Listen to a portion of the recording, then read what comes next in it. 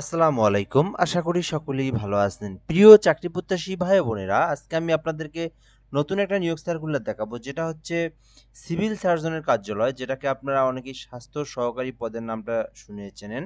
আবার অনেকে পরিবার পরিকল্পনা মন্ত্রণালয় অথবা ফ্যামিলি প্ল্যানিং নামেও কিন্তু আপনারা এই সার্কুলারটা নাম শুনে থাকেন। তো আজকে আমরা এই সার্কুলারটা নিয়ে বিস্তারিত আলোচনা করব। পদের নাম, পদসংখ্যা, বেতন স্কেল, শিক্ষাগত যোগ্যতা, কিভাবে আপনি আবেদন করবেন, আবেদনের প্রসেস, সকল কিছুই আমি এই ভিডিওর মাধ্যমে আপনাদেরকে জানানোর চেষ্টা করব এবং দেখে দেওয়ার চেষ্টা করব। আর এই সার্কুলারগুলো কিন্তু জেলাভিত্তিক হয়ে থাকে। তো এই সার্কুলারগুলো কিন্তু ধারাবাহিকভাবে প্রকাশ করা হয়। তো বেশ কিছু জেলাতে, প্রায় কিন্তু ২০টার মতো জেলাতে, ২০ প্লাস জেলাতে সার্কুলার দিয়েছে।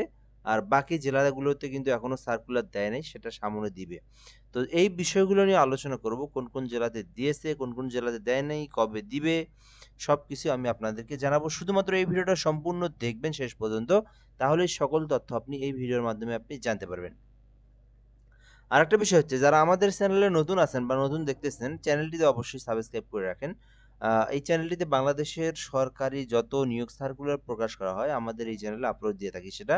আর পাশাপাশি এরকম জেলা পর্যায়ে ডিসি অফিসের নিয়োগ সার্কুলারগুলো, জেলা প্রশাসকের নিয়োগ সার্কুলার, তারপরে হচ্ছে আ সিভিল সার্জন বাংলাদেশের ৬৪ জেলার যখন যে সরকারি সার্কুলার যেটাই আপডেট দেওয়া হয় না কেন, সার্কুলার দেওয়া হোক না কেন, আপনি আমাদের মাধ্যমে জানতে পারবেন।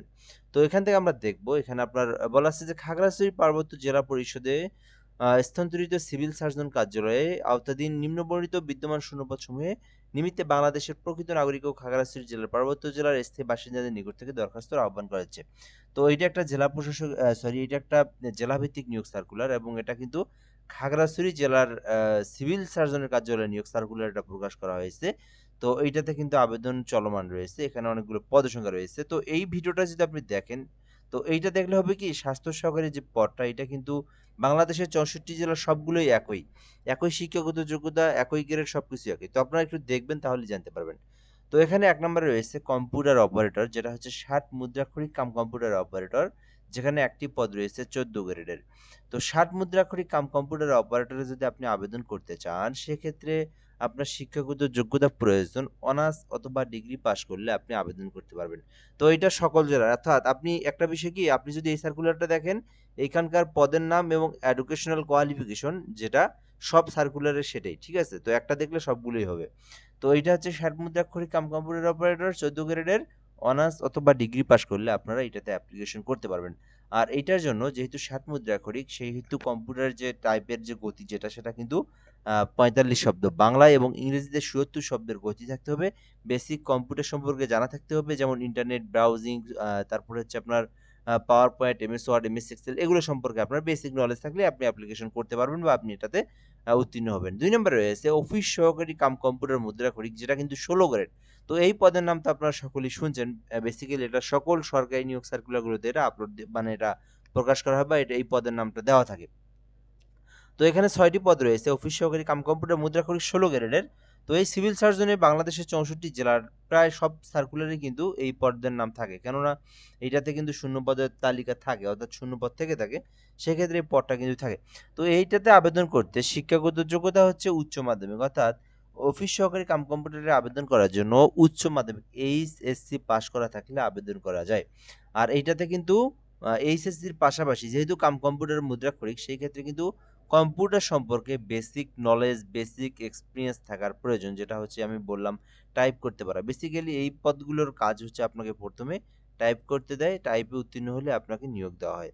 এছাড়াও আপনি অবশ্যই MS Word, MS Excel, PowerPoint, তারপরে হচ্ছে বেসিক আপনার কম্পিউটার সম্পর্কে, ইন্টারনেট ব্রাউজিং সম্পর্কে জানা থাকতে হবে, মেইলিং, ফ্যাক্সিং, তারপরে হচ্ছে আপনার কিবোর্ডের শর্টকাট, এই বিষয়গুলো আপনার জানা থাকতে হবে। দেন আপনি এগুলোতে উত্তীর্ণ হবেন।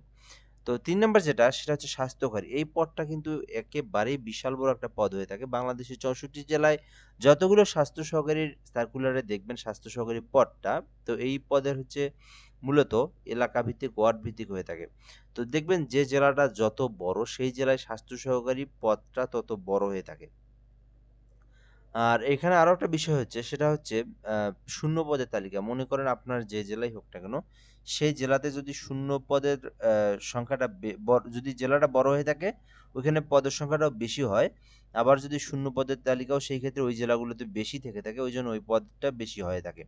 তো কোনো জেলাতে দেখবেন 250 জন। ময়মনসিংহ জেলাতে কিন্তু প্রায় 241 জন নিয়োগ দেওয়া হয়েছিল স্বাস্থ্য সহকারী পদে। রংপুরেও কিন্তু প্রায় 180 জনের মতো। তো এরকম কিন্তু অনেক জেলাতে কিন্তু 100, 150, 200 জনের উপরে কিন্তু এই পদটার পদসংখ্যা হয়ে থাকে। যেহেতু জেলা পর্যায়ের অন্য কোনো জেলার প্রার্থী ওই সার্কুলারে আবেদন করতে পারে না। যার জেলার সার্কুলার শুধু সেই জেলার প্রার্থীরা আবেদন করতে পারে। সেই ক্ষেত্রে পরীক্ষায় কিন্তু কনটেস্টটা অনেক কম হয়, যেহেতু নিজ জেলার পরীক্ষায় নিজ জেলার প্রার্থীরা আবেদন করতে পারে, বেশি একটা আবেদন হয় না। তো একটু চেষ্টা করলে এগুলোতে হয়। তো এইটার আবেদন করতে উচ্চ মাধ্যমিক লাগে।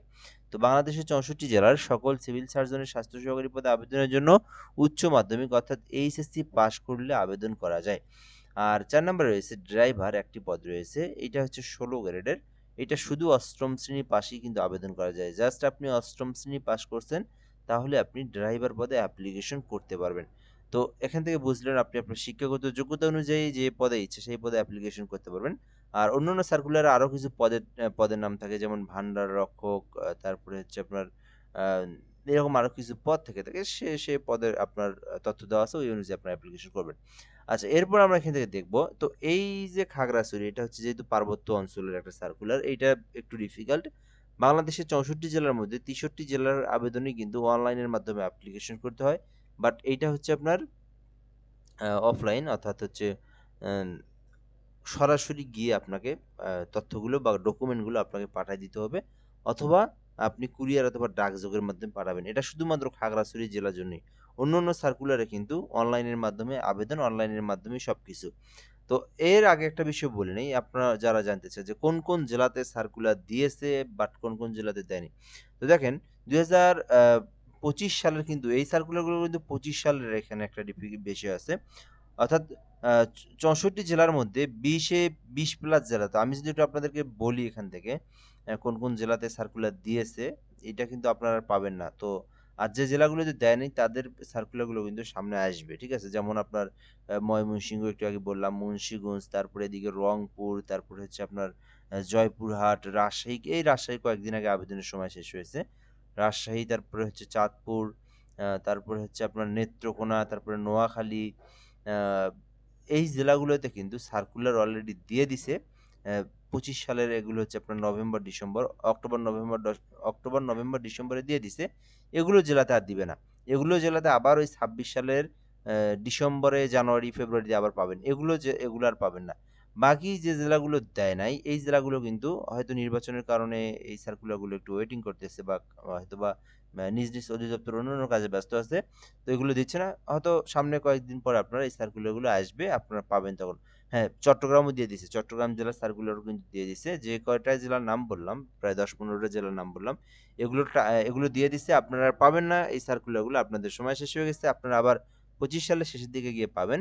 আর আরো কয়েকটা জেলার নাম মনে নেই। আর বাকি যে আরো প্রায় 30-35টা জেলাতে এখনো দেয় নাই, সেই সার্কুলারগুলো আপনার পাবেন হয়তো রমজানের পরে বা ঈদের পরে, বা এই রমজানের মধ্যে পাবেন বা ঈদের পরে পাবেন। তবে ধারাবাহিকভাবে এগুলো দেয়, একসঙ্গে দেয় না। এটা হচ্ছে একান্তই নিজ জেলার ব্যক্তিগত বিষয়। এখানে ঢাকার মন্ত্রণালয়ের সাথে তেমন একটা বিষয় এখানে থাকে না। অর্থাৎ নিজের জেলাতে শূন্য পদের তালিকা যদি ফাঁকা থেকে থাকে, সেক্ষেত্রে মন্ত্রণালয় থেকে অনুমতি নিয়ে কিন্তু সার্কুলারটা প্রকাশ করে দেয়। তো আপনারা আহ, অবশ্যই আমাদের সঙ্গে যুক্ত থাকবেন। আমরা যখনই যে সার্কুলারটা যে জেলারই দেখ না কেন, আমি এই চ্যানেলের মাধ্যমে আপনাদেরকে ভিডিও আপলোড দিয়ে দেখানোর চেষ্টা করব। তো আপনারা জানতে পারবেন। তো এগুলো আমি বললাম যেটা ঈদের পরে ধারাবাহিকভাবে দিবে, হয়তো বা রমজানের মধ্যে থেকেও ধারাবাহিকভাবে এই সার্কুলারগুলো দিতে থাকে। তো আমি আপনাদেরকে জানানোর চেষ্টা করবো ইনশাল্লাহ। আচ্ছা, আর যারা খাগড়াছড়ি জেলার যারা দেখতেছেন ভিডিওটা, এই সার্কুলারে আপনি আবেদন করতে পারেন এখান থেকে KHDC.gov.bd ওয়েবসাইটে প্রবেশ করে আপনারা এই সার্কুলারের বিষয়গুলো দেখে নিতে পারেন বা ওয়েবসাইট ভিজিট করতে পারেন। আর এছাড়াও এখানে মৌখিক পরীক্ষায় কি কি ডকুমেন্ট আপনাকে নিয়ে যেতে হবে এগুলো দেওয়া আছে। আপনি লিখিত পরীক্ষায় উত্তীর্ণ হলে যখন ভাইভাতে যাবেন, কি কি ডকুমেন্ট লাগবে সব দেওয়া আছে এখানে। এগুলো দেখে নিতে পারেন। যেমন এখানে আবেদনে কোনো অসত্য কিছু দেওয়া যাবে না। তারপরে আবেদনে যদি আপনি কিছু ভুল তথ্য দিয়ে থাকেন, সেক্ষেত্রে আপনার আবেদন বাতিল বলে গণ্য হবে বা আইনানুগ ব্যবস্থা গ্রহণ করা হবে। এছাড়াও এখানে বলা আছে, প্রাপ্ত আবেদনপত্র বাছাইয়ের পর কর্তৃপক্ষের বিবেচনায় কেবলমাত্র যোগ্য প্রার্থীদের লিখিত পরীক্ষা ও মৌখিক পরীক্ষায় অংশগ্রহণ করতে পারবেন, এবং লিখিত পরীক্ষার স্থান তারিখ ওয়েবসাইটের মাধ্যমে KHDC.gov.bd এই ওয়েবসাইটের মাধ্যমে আপনাদেরকে জানিয়ে দিবে। আর এছাড়া বলা আছে, মৌখিক পরীক্ষায় অংশগ্রহণের সময় কোনো সনদপত্রের মূল কপি অবশ্যই হস্তান্তর করতে হবে। অর্থাৎ মৌখিক পরীক্ষা যেটাকে ভাইবা বলা হয়, তখন কিন্তু ভাইবার সময় কিন্তু আপনার মূল সনদপত্র বা মূল ডকুমেন্টগুলো আপনাকে সঙ্গে নিয়ে আসতে হবে। মৌখিক পরীক্ষায় অংশগ্রহণের সময় মূল কপি আনতে হবে। আচ্ছা, লিখিত ও মৌখিক পরীক্ষায় অংশগ্রহণের জন্য কোনো টিএ দিয়ে দেওয়া হবে না, অর্থাৎ আপনার যাতায়াত ভাতার জন্য কোনো কিছু দেওয়া হবে না। এবং এই নিয়োগ বিজ্ঞপ্তি প্রকাশের কারণে কর্তৃপক্ষ আবেদনকারীর পরীক্ষার গ্রহণ বা প্রার্থিত পদে নিয়োগ প্রদানে বাধ্য নয়। এছাড়া এখানে বলা আছে আবেদনপত্র গ্রহণ ও বাতিলের বিষয়ে নিয়োগ কমিটির সিদ্ধান্ত চূড়ান্ত বলে বিবেচিত হবে। তো তারা যা করবে সেটাই হবে। এছাড়াও কোনো কারণ দর্শানো ব্যতীত এই নিয়োগের প্রক্রিয়া স্থগিত, বাতিল, প্রত্যাহার, নিয়োগ বিজ্ঞপ্তিতে প্রদর্শিত শূন্যপদের সংখ্যা কম বেশি করার সম্পূর্ণ ক্ষমতা নিয়োগকারী কর্তৃপক্ষ সংরক্ষণ করেন। তো তারা এই পদের সংখ্যা চাইলে কমও করতে পারে, আবার বেশিও করতে পারে। আচ্ছা, আবেদনকারীকে আবেদনপত্রের খামের উপরিভাগে আবেদনকৃত পদের নাম স্পষ্টভাবে লিখতে হবে এবং খামের বাম পাশে আবেদনকারীর পুরো নাম ও ঠিকানা লিখতে হবে। তো এখান থেকে পাঠানোর জন্য আমি তো আগেই বলে দিলাম যে এই সার্কুলারের এই আবেদনটা অফলাইনে, অর্থাৎ কুরিয়ারে অথবা ডাকযোগে পাঠাতে হবে, অথবা সরাসরি আপনারা গিয়ে পাঠাতে পারবেন। বাট অন্য সকল সার্কুলারে কিন্তু অনলাইনের মাধ্যমে আবেদন করতে হয়। তো এই হলো বিষয়। এখানে আবারও দেওয়া আছে একজন আবেদনকারী একাধিক পদে আবেদনের জন্য বিবেচিত হবে না। অর্থাৎ আপনি এখান থেকে যেটা মাত্র আবেদন সেটা দিয়ে করবেন। আপনি যদি স্বাস্থ্য সহকারী পদে আবেদন করেন, বাট ওইটাই, অন্য কোনো পদে আবেদন করার প্রয়োজন নেই। নিয়োগের ক্ষেত্রে কোনো ধরনের তদবির বা সুপারিশ অযোগ্য বলে বিবেচিত হবে। সো এই ছিল মূলত বিষয়। যারা খাগড়াছড়ি জেলার এই সার্কুলারে অ্যাপ্লিকেশন করতে চান, অ্যাপ্লিকেশনটা করতে পারেন। তো আজকের ভিডিওটা এ পর্যন্তই। নেক্সট যে জেলার সার্কুলারই দেখ না কেন, আমি আপনাদেরকে সবার আগে জানিয়ে দেওয়ার চেষ্টা করব এই চ্যানেলের মাধ্যমে। এইভাবে আমি আপনাদেরকে জানাবো। তো অবশ্যই আমাদের চ্যানেলে আপনারা যুক্ত থাকবেন।